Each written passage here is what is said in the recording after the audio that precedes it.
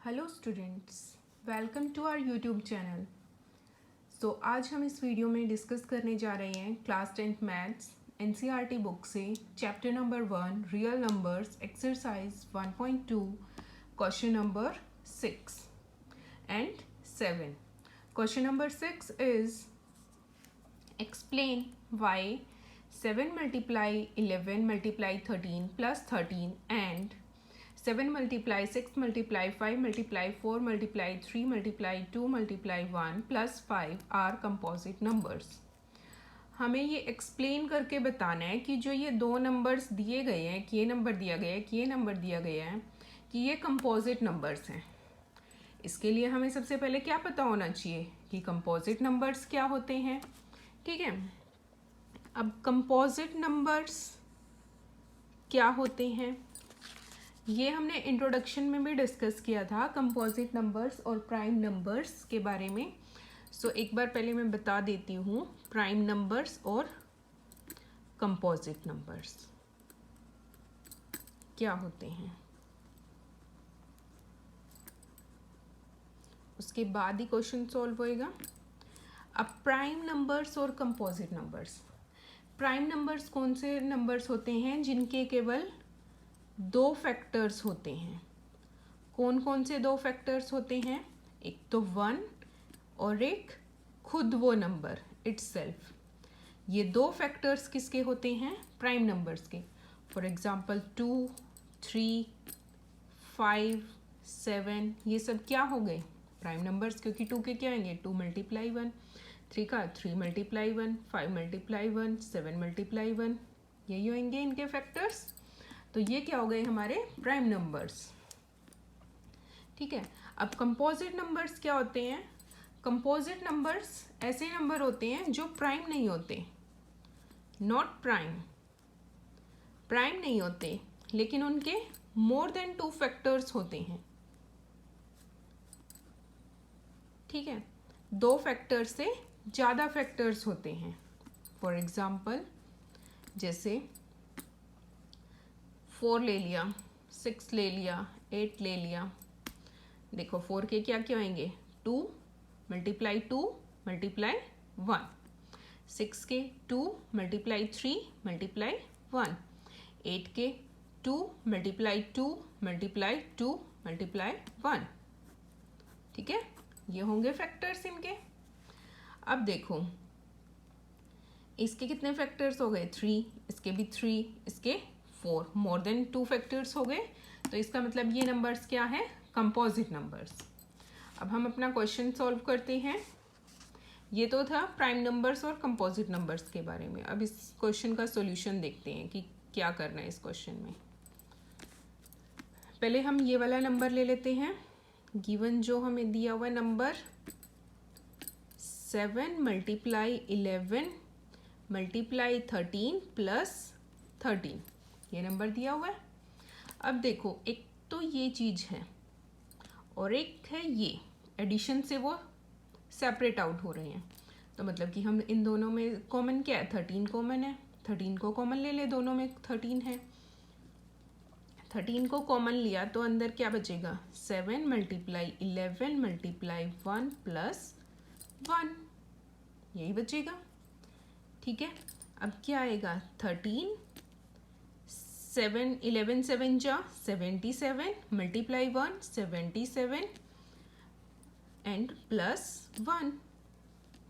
13 multiply 78, ये आ गया। इसको हम क्या लिख सकते हैं? 13 मल्टीप्लाई 78 मल्टीप्लाई 1। इसको हमें मल्टीप्लाई करने की भी ज़रूरत नहीं है, यहीं से सेटिस्फाई हो रहा है कि इसके 3 फैक्टर्स आ गए। वैसे तो और भी आ सकते हैं इसके फैक्टर्स। अब देखो मेनली 3 फैक्टर्स तो ये आएंगे ही, एक 13 आएगा, एक 78 आएगा और एक 1 आएगा। अब 3 फैक्टर्स आ गए तो इसका मतलब क्या हो गया कि ये नंबर कंपोजिट नंबर हो गया, प्राइम नंबर तो नहीं है ये number. Hence this number has more than 2 factors, that is 13, 78 and 1. Therefore 7 multiply 11 multiply 13 plus 13 is a composite number. ये तो हो गया हमारा सॉल्व. अब सेकंड नंबर देखते हैं. सेकंड नंबर क्या दिया हुआ है? 7 multiply 6 multiply 5 multiply 4 multiply 3 multiply 2 multiply 1 plus 5. अब ये नंबर दिया हुआ है. अब 5 में एक ये नंबर है और एक ये पूरा नंबर है. ठीक है. अब इन दोनों में देखो कॉमन क्या आ रहा है. 5 कॉमन है, 5 को कॉमन ले लेंगे. अंदर क्या बचेगा? 7 multiply 6 multiply 4 multiply 3 multiply 2 multiply 1 and plus 1. ठीक है. अब इनकी मल्टीप्लाई करेंगे, क्या आएगा? 1008 एंड प्लस 1. 5 मल्टीप्लाई में क्या आ जाएगा? 1009. इसको हम क्या लिख सकते हैं? 5 मल्टीप्लाई 1009 मल्टीप्लाइड बाय 1. 1 के साथ तो हम किसी के भी मल्टीप्लाई कर दे, कोई फ़र्क नहीं पड़ेगा. अब इसके 3 फैक्टर्स तो यही हो गए. एक 5 हो गया, एक 1009 हो गया और एक 1 हो गया. इससे क्या पता लग रहा है? साफ साफ क्लियरली पता लग रहा है हमें कि ये कंपोजिट नंबर्स हैं जब 3 फैक्टर्स हो गए हैं. Hence,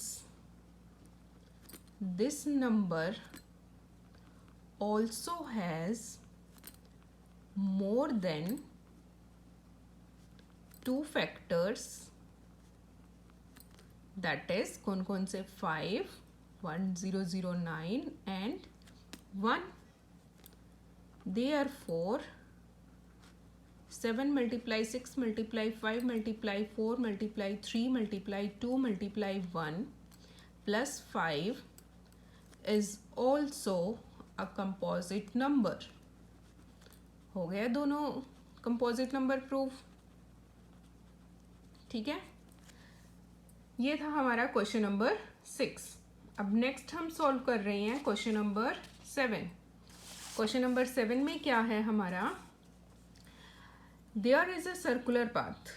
एक क्या है? सर्कुलर पाथ दिया हुआ है हमें. ठीक है. अराउंड अ स्पोर्ट्स फील्ड, एक स्पोर्ट्स फील्ड है, उसके अराउंड एक सर्कुलर पाथ दिया गया है. Sonia takes 18 minutes. सोनिया लेती है 18 minutes to drive 1 round of the field. उस फील्ड का एक चक्कर लगाने में सोनिया 18 मिनट लगाती है. While Ravi takes 12 minutes for the same. और रवि उसी फील्ड का राउंड लगाने में 12 मिनट्स लेता है. Suppose they both start at the same point. कि हम मान लेते हैं कि वो सेम पॉइंट से स्टार्ट हो रही हैं and at the same time, और सेम टाइम पे वो स्टार्ट हो रही हैं. And go in the same direction, और सेम डायरेक्शन में ही वो जा रही हैं. आफ्टर हाउ मैनी मिनट्स, कितने मिनट्स के बाद विल दे मीट अगेन, वो मिलेंगे एट द स्टार्टिंग पॉइंट. कि दोबारा वो स्टार्टिंग पॉइंट पर कब मिलेंगे. ठीक है. अब ये देखो, ये मेन पॉइंट्स थे जो वो मैंने वो कर दिए हैं, अंडरलाइन किए हुए हैं. अब इस क्वेश्चन को सॉल्व करते हैं. देखो, पहले तो एक है स्पोर्ट्स फील्ड है. ठीक है. और सर्कुलर पाथ है उसके अराउंड. ये स्पोर्ट्स फील्ड के अराउंड सर्कुलर पाथ है. ठीक है.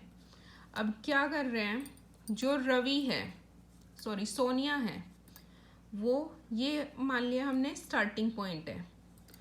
यहाँ से स्टार्ट किया सोनिया ने और यहाँ पर वापस आ गई. उसको कितने मिनट्स लगे? 18 मिनट्स लगे. ठीक है. फिर क्या किया, रवि ने राउंड स्टार्ट किया यहीं से. रवि को भी कितना टाइम लगता है? उसको टाइम लगता है 12 मिनट्स. ठीक है. अब वो चले भी इसी पॉइंट से थे, इस पॉइंट से ही चले, इस डायरेक्शन में चले. वो यहाँ से चले, यहाँ पर पहुँच गए. सेम टाइम पर दोनों सेम टाइम पर चले हैं. दोनों का स्टार्टिंग पॉइंट भी यही है, सेम है स्टार्टिंग पॉइंट भी, और टाइमिंग भी वो किस टाइमिंग पर चले हैं वो भी सेम है उनके. और डायरेक्शन भी उनकी सेम है। तो हमें ये बताना है कि ये दोनों दोबारा इस स्टार्टिंग पॉइंट पर कितने मिनट के बाद मिलेंगे। उसके लिए हमें क्या निकालना पड़ेगा, इसका एलसीएम। एलसीएम क्यों निकालेंगे हम, क्योंकि जब ये देखो सोनिया एक राउंड लगाएगी 18 मिनट्स का, फिर दोबारा अगर वो राउंड लगा रही है तो वो कितने मिनट्स का होएगा, वो भी 18 मिनट्स का। तीसरा लगा रही है वो भी 18 मिनट्स का। ऐसे ही 18 के मल्टीपल्स आते जाएंगे।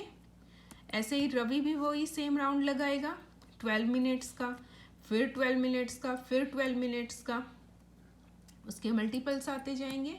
फिर उनमें से हम ये देखेंगे कि वो सबसे पहले वाला कौन सा आएगा, सबसे लीस्ट कौन सा आएगा उनका कॉमन मल्टीपल, की वो एक जगह पर मिल जाए। इसलिए हम इस क्वेश्चन में क्या निकालेंगे, एलसीएम। सो स्टार्ट करते हैं इस क्वेश्चन को। कैसे करना है ये देखो। Sonia takes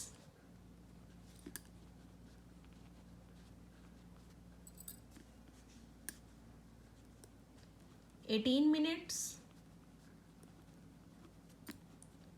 to complete one round of the field। ठीक है। और नेक्स्ट क्या है, Ravi takes 12 minutes to complete one round। ये दिया हुआ है हमें। ठीक है।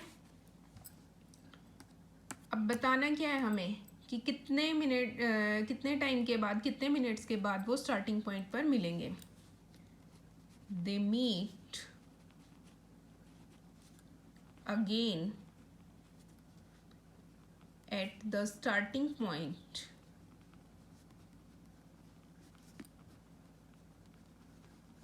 ये हमें निकालना है। इसको निकालने के लिए हम क्या करेंगे, फॉर दैट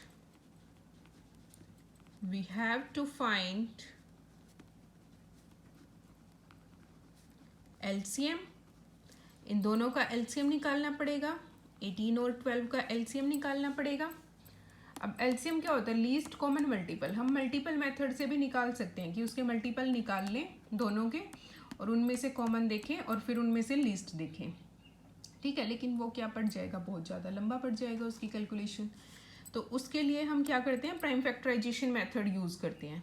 अब प्राइम फैक्टराइजेशन में देखो 18 और 12 हैं, 18 और 12 का निकालना पड़ेगा। 2 9 जा 18, 3 3 जा 9, 3 1 जा 3, 2 6 जा 12, 2 3 जा 6 एंड 3 1 जा 3। ये दोनों के आगे prime factors. Prime factorization of 18 की prime factorization 2 multiply 3 multiply 3 that is equal to 2 multiply 3 square.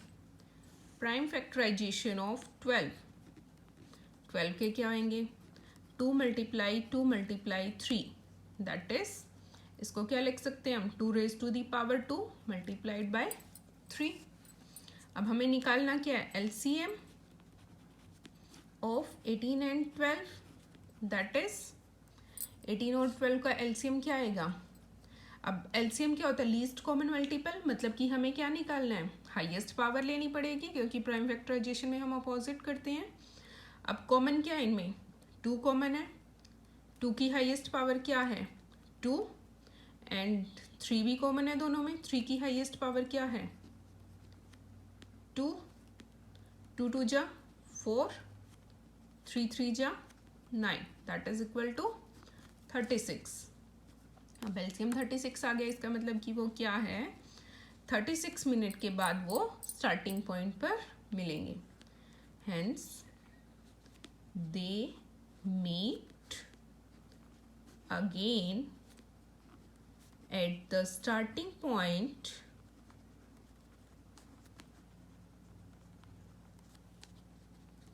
will be after 36 minutes. 36 minutes के बाद वो वापस से अपने स्टार्टिंग पॉइंट पर मिलेंगे। ये था क्वेश्चन नंबर 7। सो आज हमने इस वीडियो में क्या क्या डिस्कस किया, question number 6 and question number 7। ठीक है, सो हमारी एक्सरसाइज कंप्लीट हो गई है, एक्सरसाइज 1.2। नेक्स्ट वीडियोस में हम डिस्कस करेंगे exercise 1.3, that is related to rational numbers और इरेशनल नंबर्स। और अगर आपको एक्सरसाइज 1.1 और 1.2 के सॉल्यूशन चाहिए, बाकी वाले क्वेश्चंस के सॉल्यूशन चाहिए, तो आपको लिंक डिस्क्रिप्शन बॉक्स में मिल जाएगा। And thank you so much. और अगर आपको मेरी वीडियो अच्छी लगे तो उसे प्लीज़ लाइक, शेयर और मेरे चैनल को सब्सक्राइब कीजिए। Again thank you so much.